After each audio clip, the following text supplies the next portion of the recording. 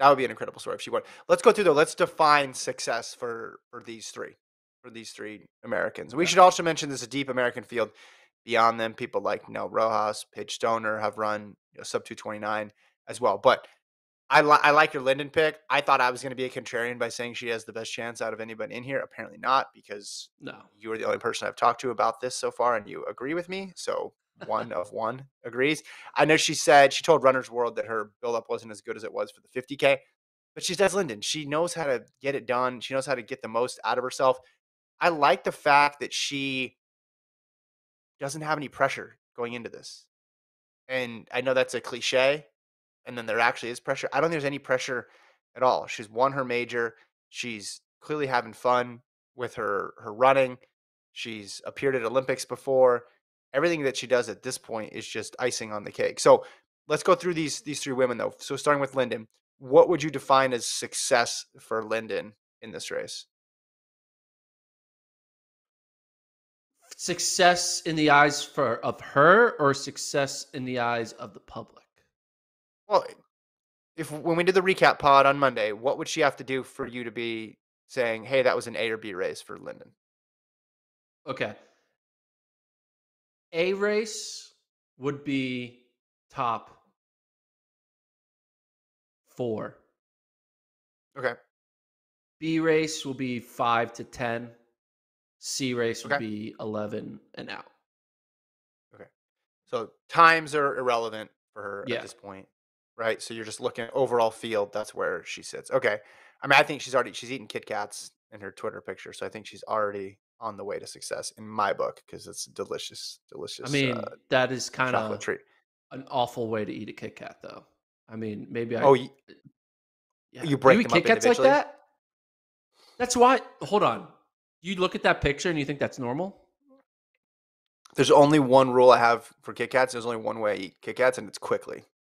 So I Oh don't my discriminate goodness. based on. So you break them up into individual pieces. Yeah, You that's do how what the it's commercial designed. says.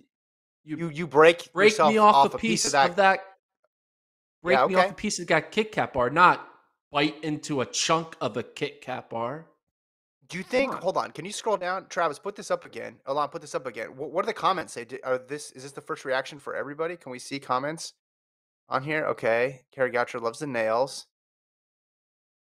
Oh, wow. Okay, Kit Kat responds. Okay, this is big here. We're not See? angry, Ches. Well, they made the song. They want people to follow people to follow the instructions. Man, okay, so Kit Kat responds. Do you think Kit Kat just sits the social media person for Kit Kat just sits on the internet all day, just refreshing to see people violating the rules of Kit Kats? People Oh, saying then she's someone else tapering. says, All rules are off the table. "Okay, I'm sorry about that." See, I didn't know if she did this just to trigger people or just to say, "Hey, I'm relaxed. I'm eating this delicious chocolate on the week of my marathon." I mean, Gary Munro said, "I'm sorry, but this is just wrong. Everyone knows the correct way to eat a Kit Kat is to break off a finger, nibble the chocolate off like a squirrel, then devour the wafer." Okay, that's a little too For much. for a moment, Nibbling I read off the that chocolate, incorrectly. just eating the wafer by itself is a little too. That's not in the song. Yeah. Breaking them into individual pieces is in the song. How do you eat a string cheese? Do you get mad when people just bite into a string cheese versus pulling the pieces off? Yes. Do you just bite into string cheese? Are you just No, a I don't. I don't. okay? I don't. I don't. I pull it off. It tastes differently when you pull it off. I think the Kit Kat tastes the same regardless of how you do it. Again, my only rule is eating it quickly when it comes to a Kit Kat. I used to have different rules for like how I would eat food, like in the cafeteria when I was a kid. Like French fries, I would line them all up by height, and then I would eat the shortest one first, Whoa. and so I would just savor the longest French fry for the end. Or when I would get Smarties, I would divide them up by color, and then like see how many each color I had, and I would try to preserve all the colors. So I would eat from Yeah. the where I had 4 of the color to break it down, so I had 1 of every color, and then I would eat it and be like the one last round of eating Smarties. Okay. See, I think this is a great Yeah. sign for Des. She's going in. All bets are off the table. House money. She's breaking the rules of Kit Kats. It just shows she's in a good headspace going into the marathon. I think this is a good sign for Des Linden. The fact that she's willing to anger the chocolate bar establishment in the run up to the race. She's not out there to make friends, Gordon. She's out there to contend for another major. I love it. Keep doing it, Des. So what do you what would oh, we got a photo here. We got two types of Kit Kat. Which one are you? Yeah, right. I guess she's on the right side of that. She's on the wrong side of history right there. Anyway, The right side of the enough Kit photo, Kat the talk. wrong side of history. Okay, so you're Right side of saying the photo, wrong side a of history. race, top four. So you have high expectations for her still. I think well earned. I think well deserved. I think you should have high expectations for Lyndon. I think I agree with you. She's the best bet to finish in the top American spot. Okay, let's go to the next person, Jordan Hesse. Jordan Hesse. And just to do a little recap on Jordan Hesse, she ran 2 marathons in 2020. Of course, she had injuries. She picked up injuries there, and she finished in the 2:30s in both of those marathons. She got 26 in the trials in Atlanta, 2:37. Then she went to Valencia at the end of the year after she switched coaches. Paula Radcliffe was coaching her, and she runs 2:33:51, finishes 27th. She ran in New Haven 20 in 2021. She got 17th in a 20K, running 1:14. She was not happy with the race there. Her new coach, Pete Julian, gave some quotes saying, "What's going on here?" Um, the workouts indicated we were going to be much better than we were. So, given all that subtext, given all that we know about Jordan Hesse, she has a 220. She's run 220 in Chicago. She's one of the biggest names in American women's marathoning. What would you say would be success for Jordan Hesse in this race? And you can do any metric you'd like. Yeah, no. In my opinion, success would be being a top 3 American. I feel Okay. like I'm like I'm saying like I think she needs to find a way to show that she can get back to being 225 or faster. Like this Yeah. 220 versus 233 are two completely different worlds, right? Hmm.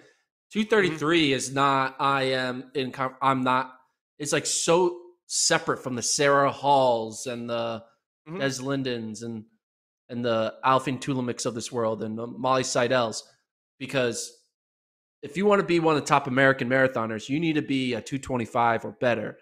And Yep. 233 is like light years away from that. So what a success for me for her were for her to be able to show that she can get back into that conversation and not just be a participation name because of her legacy of what she did as a younger athlete. I think she needs to kind of prove herself. In my opinion, that would be being a top 3 American. Like Okay. maybe I even have it. top 2 American. That's I was going to say top two. I was going to say Yeah. I have three metrics here. Top two American. I think 225 is a good number. I'll even extend it even more. Or if she goes under 226, or if she just finishes in, I'll say top seven overall. I think all those would be signs of success. So if she ends up being the third American, but she still runs fast, I think that's good. That's fine because, hey, she can't control what other people do. Likewise, if the conditions are just bad, but she's able to be competitive and finish in that top seven range, you maybe even say you'd want top five. But after what she's run recently, I think you'd be happy with that. Anything in the top seven range would be perfectly fine. So a time goal out there, place goal overall in the race, and also a place goal as the top or one of the top two Americans, I think would be a great step in the right direction for her. Because you're right, you're looking at 230s and you're looking at what she did in that 20K, and it's far off where she was and what she's capable of doing. So you just got to get something going in the right direction. Don't expect her to be a world beater in this race, though. Yeah. And you have to think like there's got to we know the talent's there. I mean, we've seen it. It's just not like Yep. she's aged out of the marathon either. Like so clearly there was something that's just not clicking correctly the Yep. past few years and you could, chalk it up to pandemic and all that stuff, but she just needs to have like a rust buster of a race where she gets back into the conversation. Maybe this is that Yeah, race. he's solid. She's be solid. Maybe maybe this is her first of two rust busters where you have a semi-solid race, then a solid race, and then you're back to okay, now I can compete. But Hmm. that's what she needs. She just needs to get back on the scene, and that in my mind would be top two, top three American. Back on the scene. That's a headline for you. Yeah, back on the Well, scene. there was a pandemic, obviously, she's dealing with. Everybody was dealing with that. But then she switch coaches, so three different coaches over this time period: Salazar, Radcliffe, and now Julian, and then injuries as well. So there was a lot she had to contend with. But she's always seemed like a momentum runner. In that when it's going good, it's going good. When it's not going good, it takes something to get out of that rut. So whatever plan they have devised, I think that the most important thing is just solid race. Just clock something. I mean, I even said 225.